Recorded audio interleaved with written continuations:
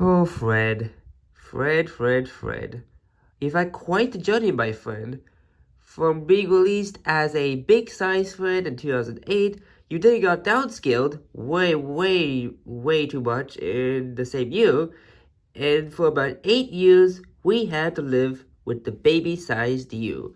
And of course, that baby-sized version got a couple of variants, like the bumper stickers version, which was a chase, by the way, a couple of lenticular variants, Fred would fall in bumper, quote unquote, which was just a scam, and China never once attempted to correct you. Then Thailand came along and was like, you know what? China did a terrible job with Fred, so we're gonna try and make him as movie accurate as possible. And did they get the size correct? Well, let's find out. Hello everyone, welcome back to another review here on the channel, and today we're going to be taking a look at Fred. So, let's go over his packaging, shall we? As you can see, there is this nice card art on the Red Riders packaging, and he has a stadium background with the Cars logo on top, Fred and that nice tire track name tag as I'm calling it, the Mattel logo, there is the man himself, but the Mattel logo is down there. As seen in Cars. Good job, Mattel. I'm glad you got that right. Then we have other cars like Bertha Butters Wagon, Murray Clutchbird, Tex Danigo, Transforming Lightning McQueen, Brad Miller, Lightning McQueen with Rusty sign. God, that's a mouthful to say. And Dexter Hoover with checkered flag. So a pretty healthy amalgam of cars there, in my opinion. I really want Bertha. She's like one of the many cars I want from the series I missed out on because she was a counter release in 2010 and she finally got released in 2022. So hopefully I can find her soon, but I think Fred will suffice for now. So that's about it for the packaging, and I'll be right back with Fred all opened up. Alright, so here is Fred out of the package, and he's looking pretty darn nice. So before we answer the age-old question, did Mattel finally get his size right? Let's talk about his movie appearance first. So he only appeared in Cars 1 3 times throughout the whole movie, and yet he's made such a meaningful impact on us Cars collectors and just fans in general of the movie.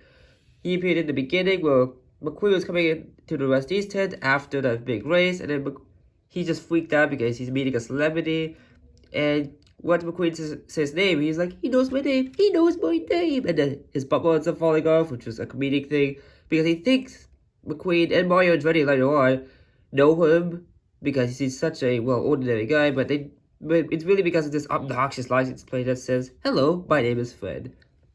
Yeah, he appeared in the middle of the movie with the Los Angeles International Speedway, and then at the end credit scenes, he appeared getting stickers from Lizzie's, and then he was kind of like jumping around like that Kingman, Boston, San Bernardino, and then his bumper ends up falling off again.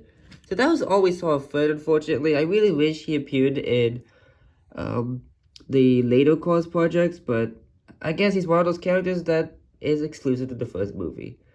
For his releases, I kind of already touched on that, but back in 2008, he was released as a big size, and then in that same year, he got downscaled way too much because I thought Mattel was like, yeah, we made him too big, which good, they actually realized a mistake, but then somebody thought to like downscale him to a mini racer. Like this was his size pretty much, well maybe a little bigger than this, but still, this is not diecast. I mean, it was like releasing Guido without Luigi, so yeah, not a huge fan of that Fred.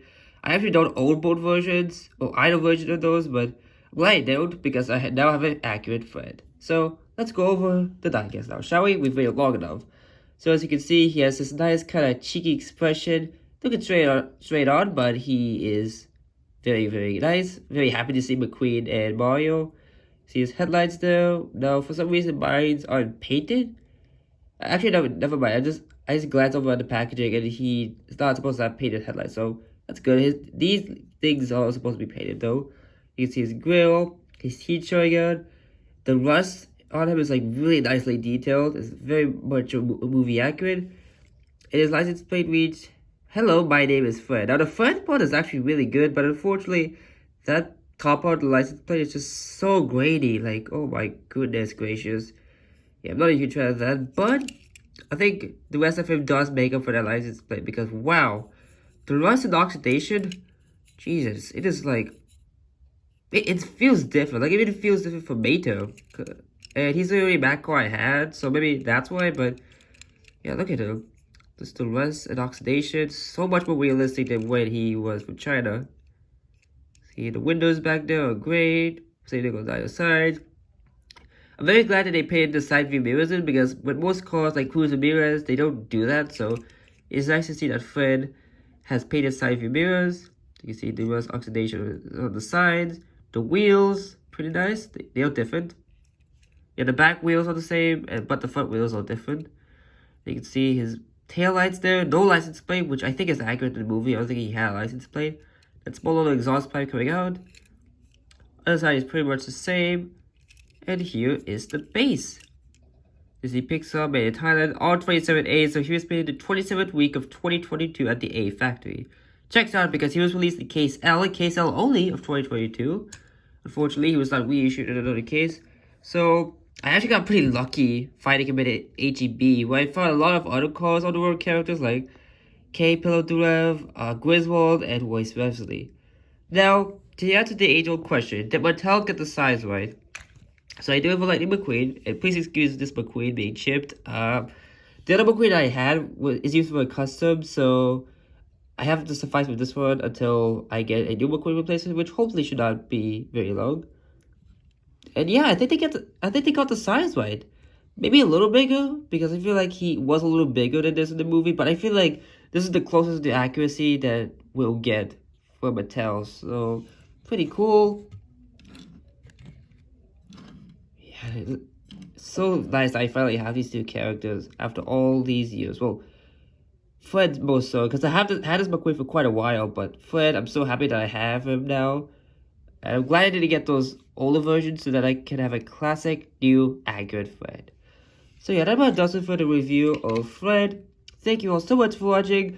Remember to leave a like, comment, and subscribe for more upcoming content. See you all next time. Until then, this is Joe Quicktire, signing out.